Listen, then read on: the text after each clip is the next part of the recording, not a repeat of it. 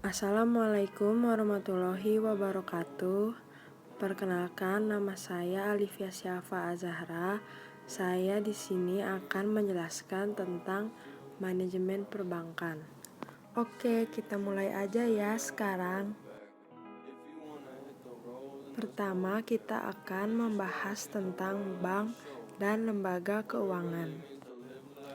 Pengertian bank. Bank adalah sebuah badan usaha yang menghimpun dana dari masyarakat dalam bentuk simpanan dan menyalurkan kepada masyarakat dalam bentuk kredit atau bentuk lainnya dengan tujuan untuk meningkatkan taraf hidup orang banyak. Sejarah perbankan. Sejarah perbankan di Indonesia. Perbankan Indonesia pada zaman kolonial, perbankan Indonesia pada zaman kemerdekaan, yaitu Bank Surakarta, Maskapai Adil Makmur tahun 1945, Bank Rakyat Indonesia tahun 1946, Bank Negara Indonesia 1146, Bank Indonesia 1946, Bank Dagang Nasional Indonesia 1946. Perbankan Indonesia di era 1960 sampai 1970-an. Sejarah perbankan.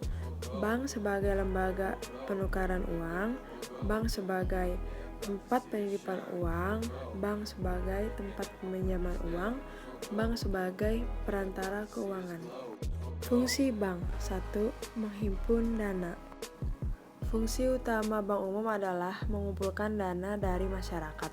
Upaya untuk menjalankan fungsi tersebut dilakukannya dengan cara mengeluarkan berbagai produk keuangan untuk menyimpan dana, seperti tabungan, giro, dan deposito. 2. Pemberian kredit. Meskipun pada fungsi awalnya bank umum hanya menghimpun dana dan menyediakan layanan jasa perbankan, sekarang bank umum sudah bisa menyalurkan kredit kepada masyarakat.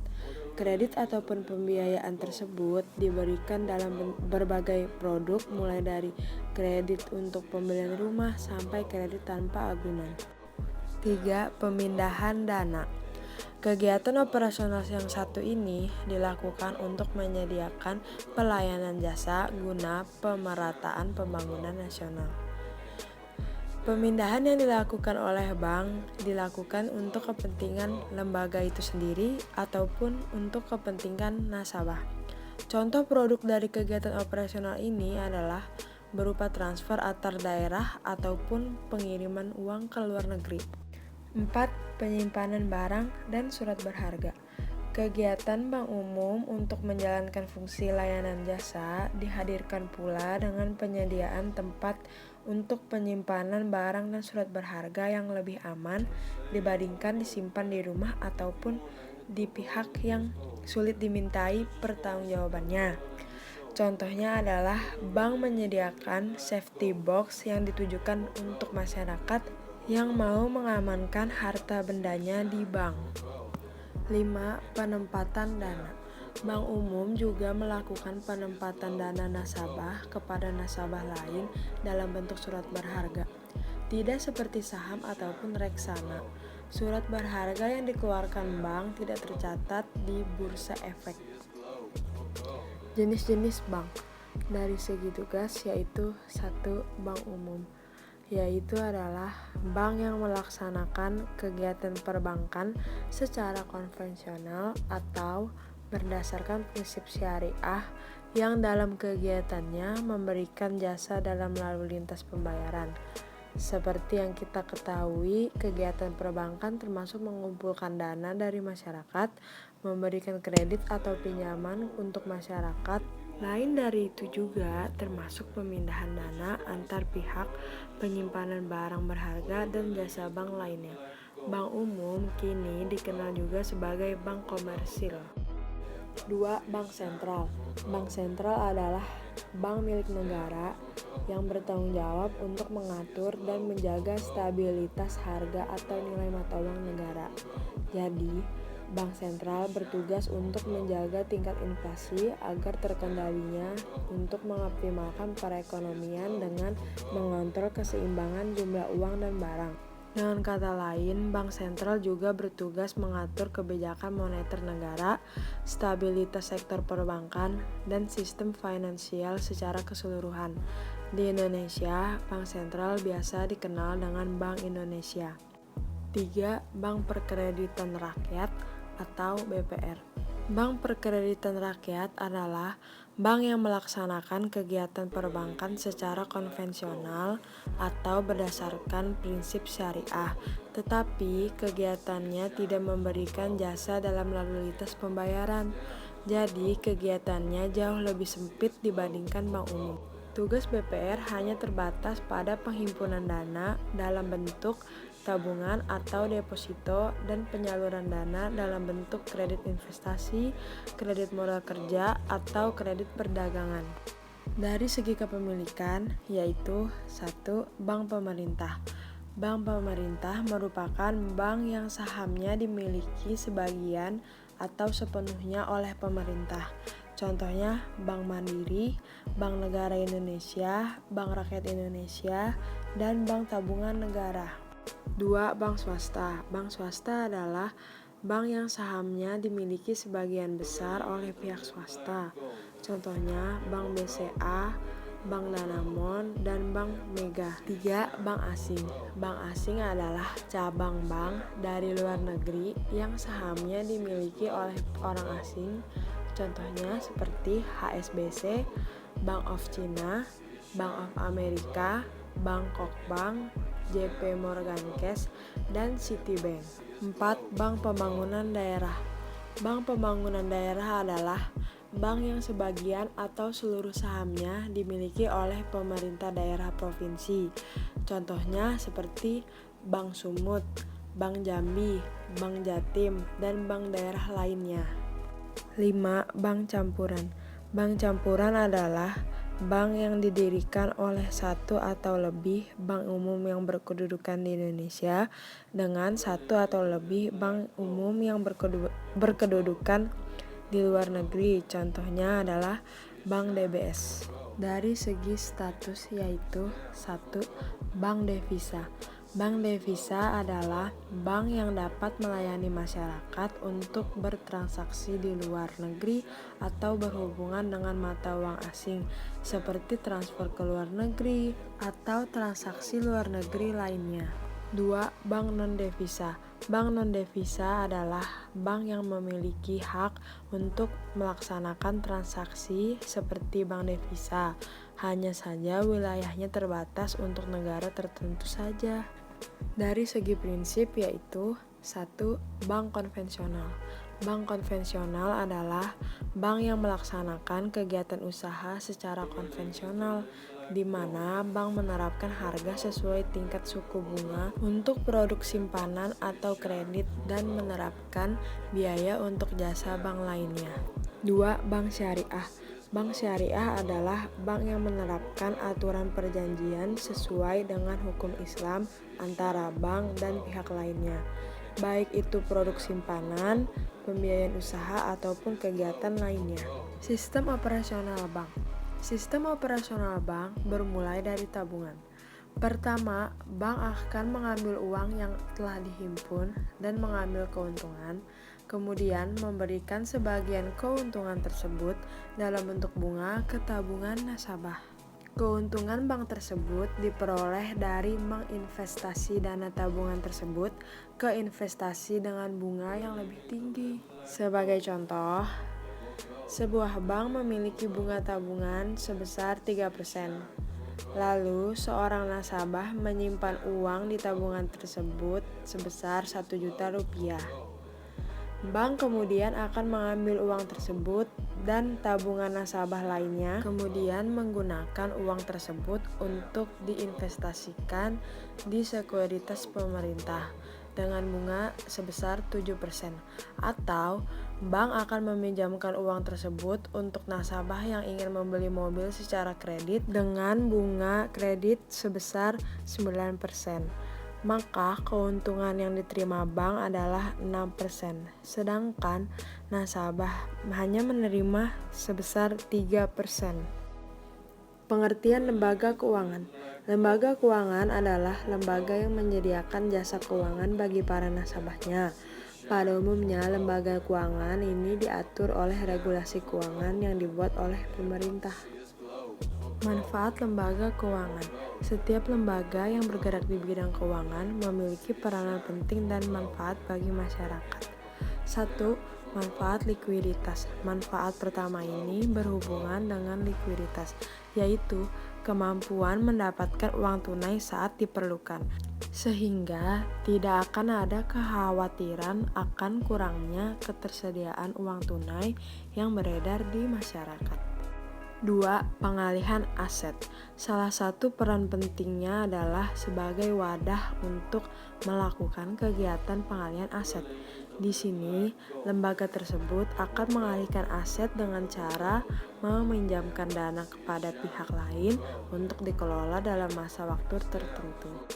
Dana yang dialihkan ini berasal dari simpanan masyarakat yang menabung di lembaga tersebut.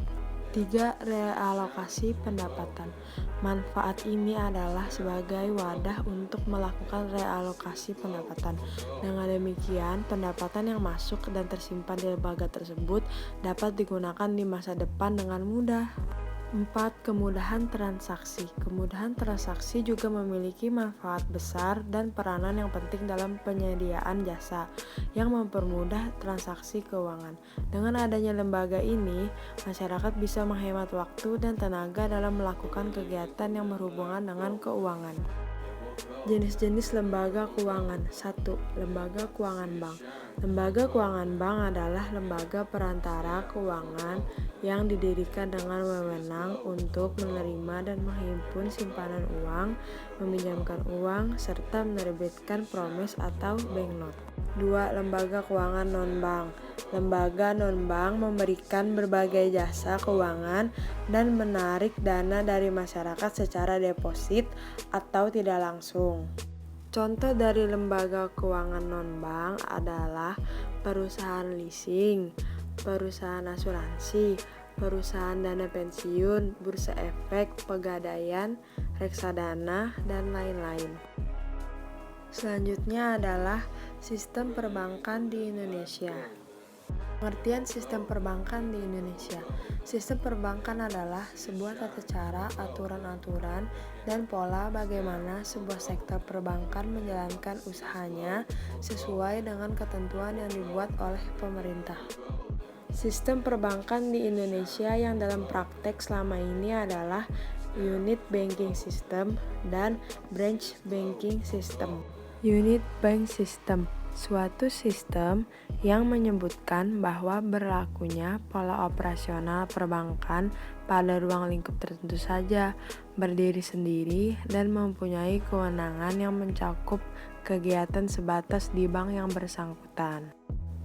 Branch banking system, suatu sistem perbankan yang terdiri dari kantor pusat, kantor cabang dengan manajemen modern yang terpadu, terencana, dan adanya desentralisasi kewenangan yang luas serta wilayah operasional yang sangat luas atau tidak terbatas pada wilayah tertentu saja. Selanjutnya, struktur dan organisasi bank. Pengertian struktur organisasi bank. Struktur organisasi bank adalah suatu susunan dan hubungan antara tiap bagian dan serta posisi yang ada pada suatu organisasi bank dalam menjalankan kegiatan operasionalnya untuk mencapai suatu tujuan. Selanjutnya, manajemen dana bank. Pengertian manajemen dana bank. Manajemen dana bank adalah kegiatan perencanaan, perorganisasian, pelaksanaan, dan pengendalian terhadap penghimpunan dana bank. Sumber-sumber dana bank. Dana bank berasal dari dua sumber, yaitu 1. Sumber intern. Sumber intern adalah dana yang bersumber dari dalam bank, seperti setoran modal atau penjualan saham. Sumber ekstern. Sumber ekstern adalah dana yang bersumber dari luar bank atau pihak ketiga, seperti deposito, giro, dan call money.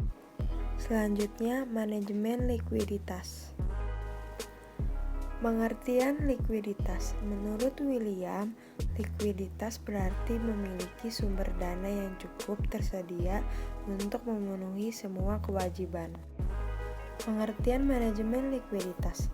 Menurut Oliver, manajemen likuiditas melibatkan perkiraan sumber dana dan penyediaan kas secara terus-menerus, baik kebutuhan jangka pendek atau musiman maupun kebutuhan jangka panjang. Sumber dan kebutuhan likuiditas. Sumber kebutuhan likuiditas bank berasal dari adanya kebutuhan antara lain untuk memenuhi: pertama, ketentuan likuiditas wajib atau cash ratio. 2. Saldo rekening minimum pada bank koresponden. 3. Penarikan simpanan dalam operasional bank sehari-hari. 4. Permintaan kredit dari masyarakat. Jenis-jenis likuiditas. 1. Deposit liquidity. Ditunjukkan bagaimana bank mengusahakan agar mampu memenuhi atau melayani nasabah sewaktu-waktu menarik simpanannya. 2. Portfolio liquidity. Likuiditas dalam kaitannya dengan proyeksi pemberian pinjaman. Tujuan manajemen likuiditas. 1. Menjaga posisi likuiditas bank agar selalu berada pada posisi yang ditentukan oleh bank sentral. 2. Mengelola alat-alat likuid agar selalu dapat memenuhi semua kebutuhan cash flow, termasuk kebutuhan yang tidak diperkirakan. Misalnya penarikan yang tiba-tiba terhadap sejumlah giro atau deposito berjangka yang belum jatuh tempo. 3. Sedapat mungkin memperkecil adanya idle funds. Strategi mengamankan likuiditas. 1. Memperpanjang jatuh tempo semua kewajiban bank, kecuali bila tingkat bunga cenderung mengalami penurunan. 2. Melakukan diversifikasi sumber dana bank. 3. Menjaga keseimbangan jangka waktu aset dan kewajiban. 4. Memperbaiki posisi likuiditas antara lain mengalihkan aset. Selesai sudah penjelasan dari saya. Jika ada kesalahan atau salah kata mohon dimaklumi dan dimaafkan ya. Terima kasih yang sudah nonton. Wassalamualaikum warahmatullahi wabarakatuh.